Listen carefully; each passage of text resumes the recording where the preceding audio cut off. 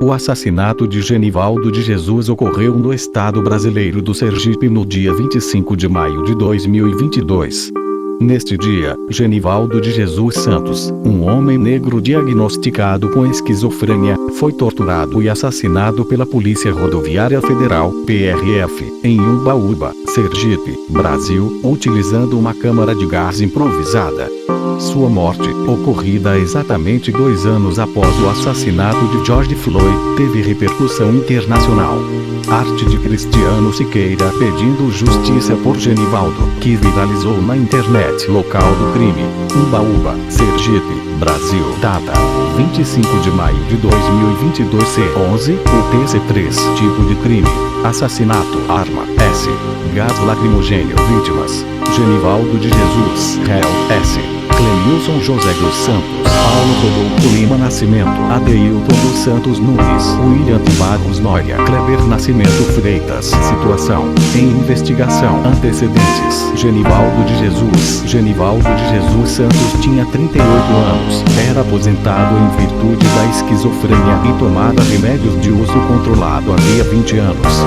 Era casado com Maria Fabiana dos Santos, tinha um filho de 7 anos e um enteado de 18. Morava em uma casa de apenas 2 cômodos, no bairro Simples da cidade de Umbaúba, sul do estado de Sergipe. Em 2016, Genivaldo entrou em processo judicial referente a uma abordagem de policiais militares.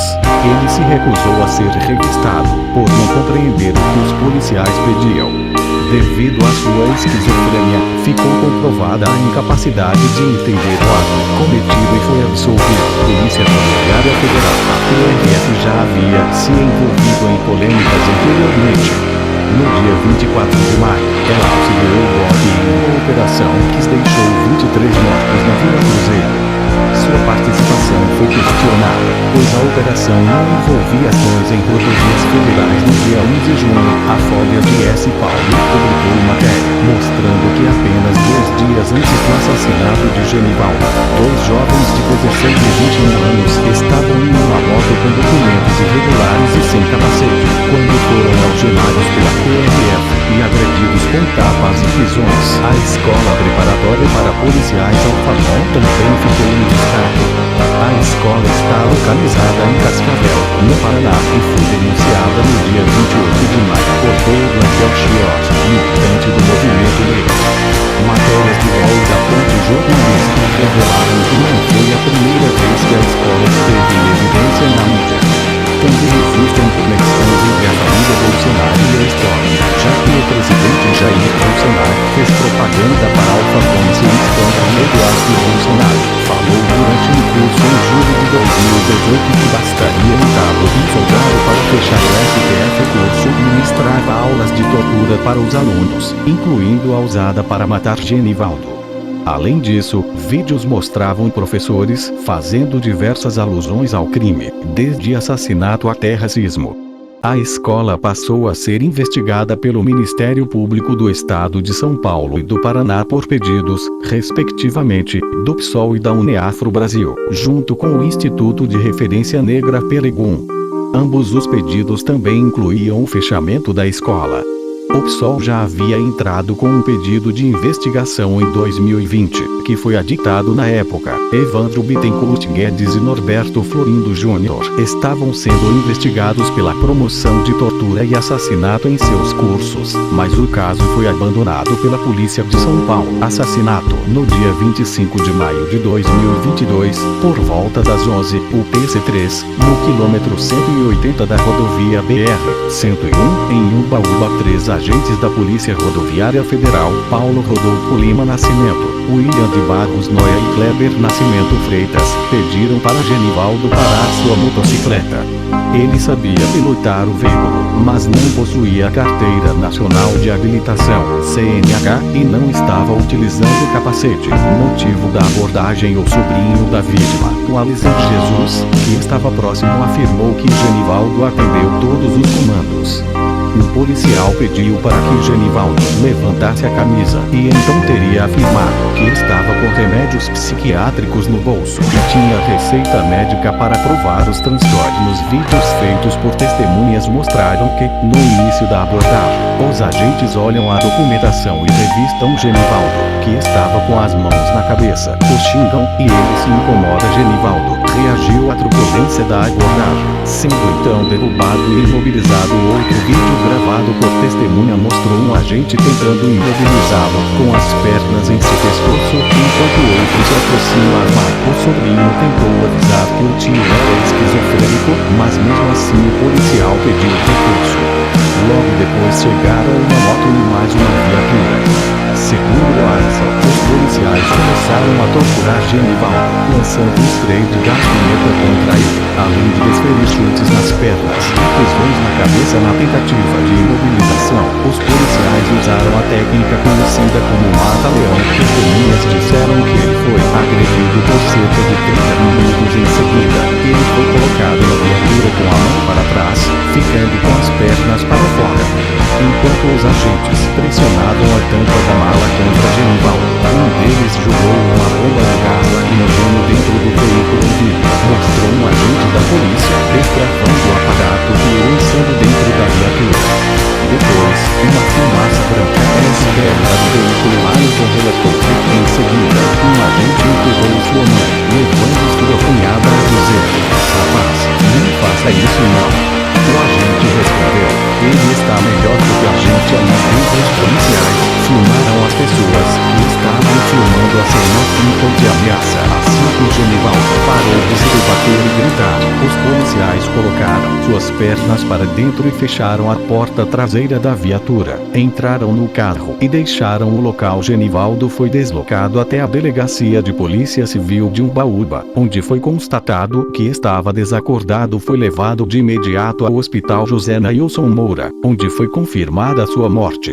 A família disse que ele chegou sem vida ao hospital e que foram usadas técnicas para reanimá-lo durante o socorro. Segundo o laudo do Instituto Médico Legal, IML, a morte de Genivaldo foi causada por asfixia mecânica, insuficiência respiratória aguda. Velório. O corpo de Genivaldo foi recolhido pelo IML e chegou a Aracaju às 16h58. O corpo foi liberado do IML por volta de 22h30. Ele seguiu para a casa da mãe, em Santa Luzia do Itanhi, onde foi velado. Foi sepultado em Umbaúba por volta das 11 do dia seguinte. Reação da PRF. Em nota divulgada no dia 25 de maio, a PRF afirmou que Genivaldo resistiu ativamente a uma abordagem que, por este motivo, foram empregados técnicas de imobilização e instrumentos de menor potencial ofensivo para sua contenção. A nota não menciona que os dois policiais trancavam Genivaldo no porta-malhas enquanto fumaça branca era vista sendo expelida do interior do veículo. Os policiais registraram um boletim de ocorrência afirmando que Genivaldo passava a mão pela cintura e pelos bolsos e não obedecia às suas ordens. Porém, o Alisson declarou: "Em nenhum momento ele exibiu força.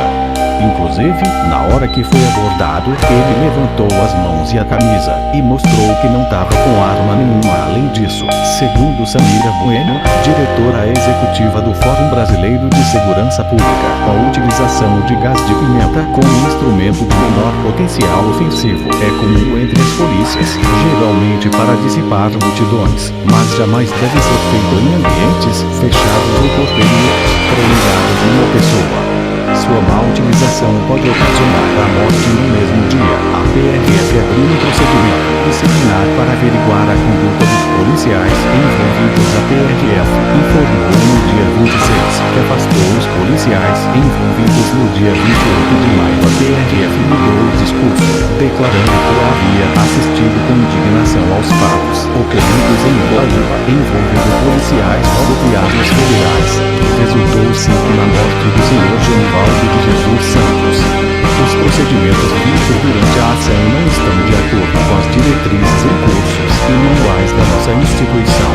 2 dias antes, a instituição havia declarado em nota que a morte havia sido uma fatalidade. Desvinculada da ação policial, a abertura da investigação, a família registrou um boletim de ocorrência no dia 25 de maio. O ministro da Justiça, Anderson Torres, declarou que havia declarado a abertura de investigação pela Polícia Federal e Polícia Rodoviária Federal sobre aquela abordagem policial, buscando esclarecer o episódio. A Polícia Federal, PF, abriu um inquérito para investigar o caso, iniciando diligências para esclarecer o ocorrido. A Ordem dos Advogados do Brasil, OAB, em Sergipe informou que acompanharia os desdobramentos e disse, em nota, que respeita as instituições, mas que não compactua com qualquer tipo de violência ou de tortura. O Ministério Público Federal, MPF, informou que abriu procedimento para acompanhar as investigações sobre os fatos que levaram à morte de Genivaldo. No dia seguinte, a Procuradoria Regional dos Direitos do Cidadão em Sergipe abriu procedimento investigativo sobre o caso, pelas violações aos direitos dos cidadãos e, em especial, aos direitos das pessoas com deficiência. No dia 28 de maio, o Conselho Federal e a OAB de Sergipe pediram a prisão cautelar dos envolvidos na morte de Genivaldo. No mesmo dia, o Partido dos Trabalhadores apresentou um requerimento à Comissão de Trabalho, pedindo a convocação do ministro da Justiça Anderson Torres e o convite ao diretor-geral da PRF Silvinei Vasquez, exigindo explicações sobre o caso. O IML também constatou através de perícia preliminar que as lesões de Genivaldo eram compatíveis com o relato da agressão. Sigilo de 100 anos. No dia 26 de maio, o jornal Metrópolis pediu, com base na Lei de Acesso à Informação, LAI, a quantidade, os números dos processos administrativos e acesso à íntegra dos autos dos 5 policiais que assinaram o boletim de ocorrência do caso. Dados que foram negados pela PRF e pela organização compreender que se tratavam de informações pessoais de policiais. A lei determina que informações pessoais, relativas à intimidade, vida privada, honra e imagem são de acesso restrito pelo prazo máximo de 100 anos. A Controladoria Geral da União se manifestou a favor da divulgação dos dados, pois a lei não se aplicaria em ações relativas à conduta dos servidores durante o exercício das suas funções. No dia 23 de junho, o procurador Flávio Matias, do Ministério Público do Sergipe, abriu uma investigação sobre o chamado sigilo de 100 anos. No dia 29 de junho, a PRF retirou o sigilo e revelou que apenas um dos envolvidos seria punido. Porém, Kleber Nascimento Freitas foi punido apenas por não renovar sua CNH e por não inserir o boletim de acidente no sistema BR Brasil. O Metrópolis continuou a insistir e no dia 5 de agosto o caso foi levado à Procuradoria-Geral da República. Foi determinado que a Polícia Rodoviária Federal deve encaminhar os dados na íntegra para a imprensa em até 30 dias, ou seja, até o dia 5 de setembro. Indenização. No dia 25 de maio, o senador Humberto Costa, PTP, presidente da Comissão de Direitos Humanos e Legislação Participativa, propôs projeto de lei número 388/2022 para a pensão temporária do filho de Genivaldo e pensão vitalícia especial para sua esposa, além de indenização de R$1 milhão ativa. No dia 27, a Agência do Carro Brasil e Centro Dias de Direitos Humanos pediram a indenização de R$128 milhões, mesmo valor em reais pago para a família de Jorge Freitas, superintendente do governo de Sergipe, Givaldo Ricardo, informou no dia 29 que a decisão sobre uma possível indenização à família de Genivaldo não depende da gestão estadual. Acho que a família precisa e merece ser indenizada para tentar minimizar tão grave perda, mas a decisão sobre como isso deve ocorrer, valores e quem deve indenizar não depende de decisão do Poder Executivo Estadual. Comissão Interventora. No dia 29 de maio, a PRF enviou uma comissão interventora, chefiada pelo diretor executivo Daniel Soluto, para acompanhar o processo administrativo disciplinar dos 3 policiais acusados de assassinato. O grupo teria 30 dias para elaborar um relatório técnico com informações identificadas e sugestões para que casos, como o de Genivaldo, não ocorressem novamente. Segundo a portaria, a comissão interventora não poderia apontar culpados ou causar desdobramentos judiciais ou de outra natureza. Primeiro depoimento de testemunhas. No dia 31 de maio, a Polícia Federal ouviu o depoimento das testemunhas no Fórum Desembargador Luiz Magalhães, em Umbaúba. Procedimento acompanhado pelo Ministério Público Federal, a Defensoria Pública e os advogados da família de Genivaldo. deportam Valisson de Jesus, Damarise de Jesus Santos e Maria Fabiana dos Santos. Também deportam outras testemunhas que estavam presentes no local. No dia seguinte, deportam os funcionários da unidade de saúde que atenderam Genivaldo. Suposta interferência do governo Bolsonaro. No dia 31 de maio, o governo Bolsonaro demitiu 2 membros da PRF, Jean Coelho, diretor executivo da corporação, e Alain da Mota Rebelo, diretor de inteligência. Porém, a PRF e o Ministério da Justiça e Segurança Pública afirmaram que os desligamentos estavam previstos havia mais de um mês. Alain Rebelo e Jean Coelho foram escolhidos como seus substitutos e seriam treinados no Colégio Interamericano de Defesa, em Washington. Convocação de Anderson Torres à Comissão de Direitos Humanos do Senado. No dia 11 de junho, por 17, a Comissão de Direitos Humanos do Senado decidiu convocar o ministro Anderson Torres para explicar o caso através de requerimento de Alexandre Frota, PSDB. Requerimentos similares feitos por Thalíria Petroni e Ex-Túlio Gadelha também foram aceitos simbolicamente também. Ficou acertado que um grupo de senadores faria uma diligência em Aracaju e Baúba e que seria montado um ciclo de diligências para apurar casos de violência policial e política. No dia 14, Arthur Lira acolheu o recurso apresentado pelos deputados bolsonaristas, Capitão Alberto Neto, PL, vice-líder do governo na casa, e Felipe Francischini, do União PR, que anulava a obrigatoriedade de Anderson Torres comparecer na Comissão de Direitos Humanos no dia 15. Anderson Torres compareceu voluntariamente à audiência pública conjunta das Comissões de Direitos Humanos e de Trabalho da Câmara dos Deputados e afirmou que o caso era grave, porém se tratava de uma exceção. De acordo com ele, os policiais envolvidos foram afastados e a PF instaurou um processo administrativo e um inquérito policial sobre o caso. Todas as ações citadas foram realizadas 3 dias após o assassinato. Prisão preventiva. No dia 13 de julho, a Justiça Federal do Sergipe negou a prisão preventiva dos 3 policiais envolvidos.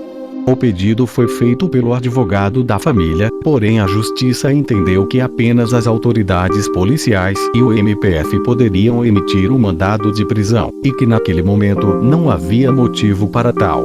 A família argumentou que houve fraude processual, já que os policiais afirmaram no boletim de ocorrência que Genivaldo havia morrido de um mal súbito.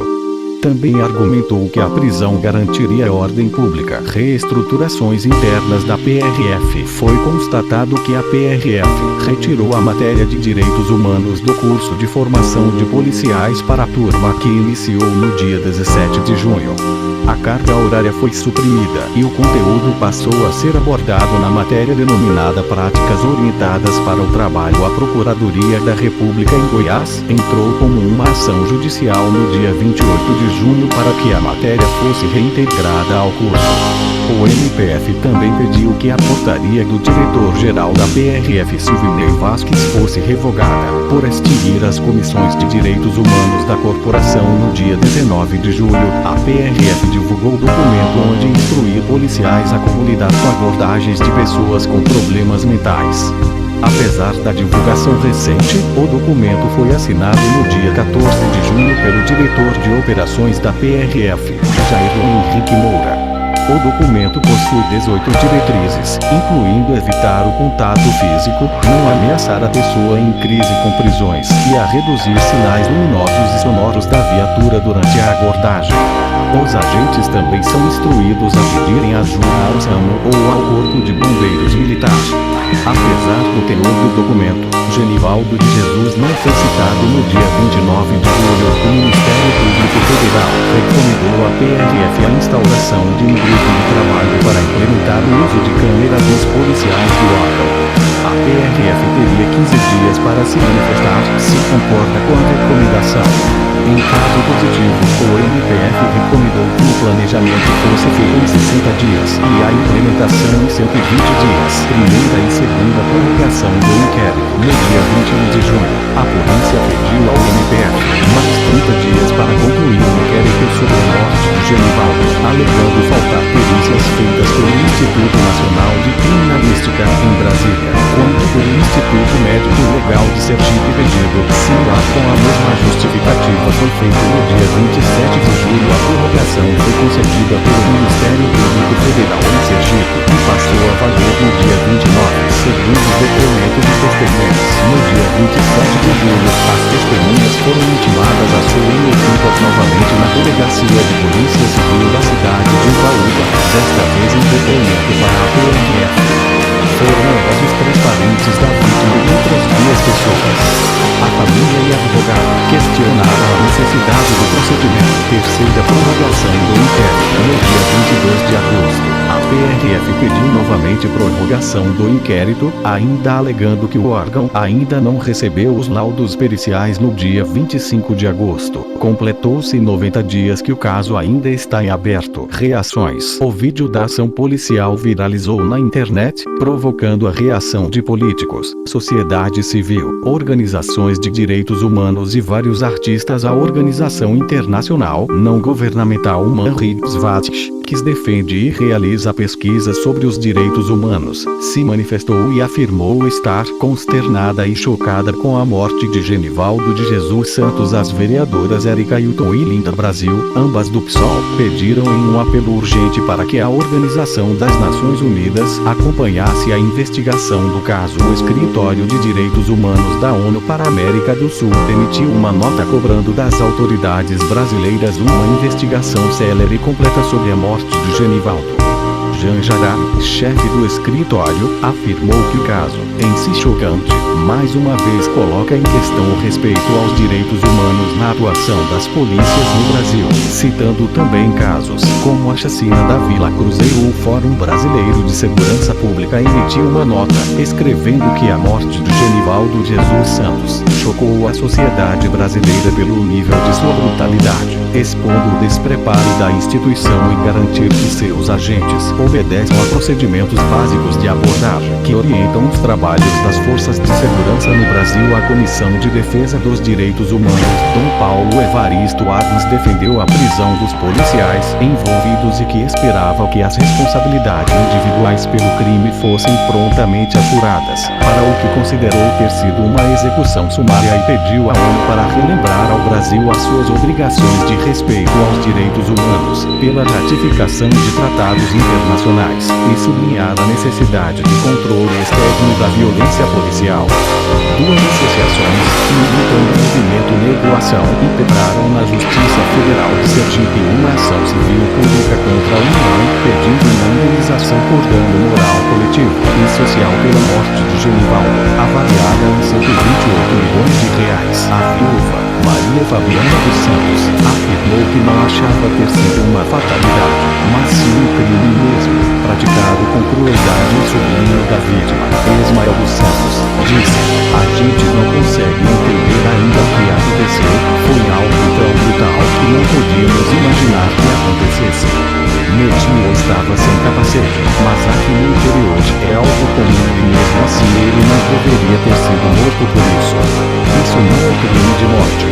O presidente Jair Bolsonaro comentou: "Vou me integrar com a PRF." No dia 3 de junho, o presidente afirmou que os policiais não tinham a intenção de matar Genivaldo e que o caso não passou de um erro de julgamento. No encontro do ex-presidente Luiz Inácio Lula da Silva com movimentos sociais no dia 27 de maio, foi feito um minuto de silêncio por Genivaldo, enquanto ele, o ex-governador Geraldo Alckmin e outras lideranças seguravam cartazes pedindo justiça. No dia 30 de maio, Bolsonaro defendeu a PRF e chamou o Genivaldo de marginal. 3 políticos filiados ao PT, Reginaldo Lopes, miligramas, João Daniel, C, e Márcio Macedo, C, entraram com a PL 1.390/22, que prevê uma indenização de R$1 milhão para a família de Genivaldo, além de uma pensão vitalícia com limite máximo do salário de benefício do Regime Geral de Previdência Social, RGPS, atualizado, que será dividido igualmente entre os parentes. A tramitação é em caráter conclusivo e precisaria passar pelas comissões Seguridade Social e Família, Finanças e Tributação e Constituição e Justiça e de Cidadania. Na internet, usuários associaram o caso de Genivaldo às câmaras de gás utilizadas pelos nazistas em campos de extermínio de judeus durante a Segunda Guerra Mundial. Michel Berman, coordenador do Núcleo Interdisciplinar de Estudos Judaicos da Universidade Federal do Rio de Janeiro, UFRJ, assessor do Instituto Brasil-Israel e professor de Sociologia, afirmou: não é que parece com o nazismo, em termos de prática de assassinato, é nazismo. Se usou exatamente a mesma forma de matar que o nazismo tinha entre os assuntos mais comentados nas redes sociais no dia 26 de maio. No Twitter, as hashtags Sergipe, Genivaldo, Câmara de Gás, Umbaúba, assassinato e Polícia Rodoviária Federal somaram mais de 176 mil postagens e surgiram hashtags como Perfassacina. O caso foi associado ao assassinato de George Floyd por usuários da internet e pela imprensa, ocorrido exatamente 2 anos antes, no dia 25 de maio de 2020. George Floyd também era negro e foi asfixiado até a morte por um policial. Uma arte, criada pelo ilustrador e ativista Cristiano Siqueira, que traz o rosto da vítima com as palavras "Justiça por Genivaldo", viralizou nas redes sociais. Segundo ele, sua intenção era mostrar seu trabalho como uma ferramenta de manifestação e de questionamento à violência policial. Imprensa internacional. O caso obteve repercussão internacional, sendo noticiado pela BBC News, CNN, The Guardian, The Washington Post, Reuters, The Deutsche Welle, Al Jazeera, The Telegraph, France 24 e El País, bem como os jornais locais de grande circulação Clarim, Corriere della Sera, Le Monde, Bild e Post. Manifestações. No dia 26 de maio, moradores e representantes de movimentos sociais protestaram em Umbaúba, interditando um trecho da BR-120 que dá acesso ao município. Pneus foram queimados e foram exibidas placas que clamavam por justiça. Representantes da PUC Sergipe se uniram às manifestações, afirmando em nota que cobrariam das autoridades competentes uma resposta, até quando a polícia vai continuar matando a população e continuar impune. No dia seguinte, o Movimento pelas Vidas Negras do Distrito Federal organizou um ato em frente à sede da PRF em Brasília, pedindo justiça, com apoio de grupos que lutam pelo fim do racismo. No mesmo dia, ocorreu um protesto em frente à Superintendência da Polícia Rodoviária Federal, na zona norte de São Paulo. Na manhã do dia 28, ocorreu um protesto organizado pelo Movimento Negro e ativistas dos direitos humanos, com faixas e cartazes com dizeres como "Parem de nos matar" e "Vidas negras importam".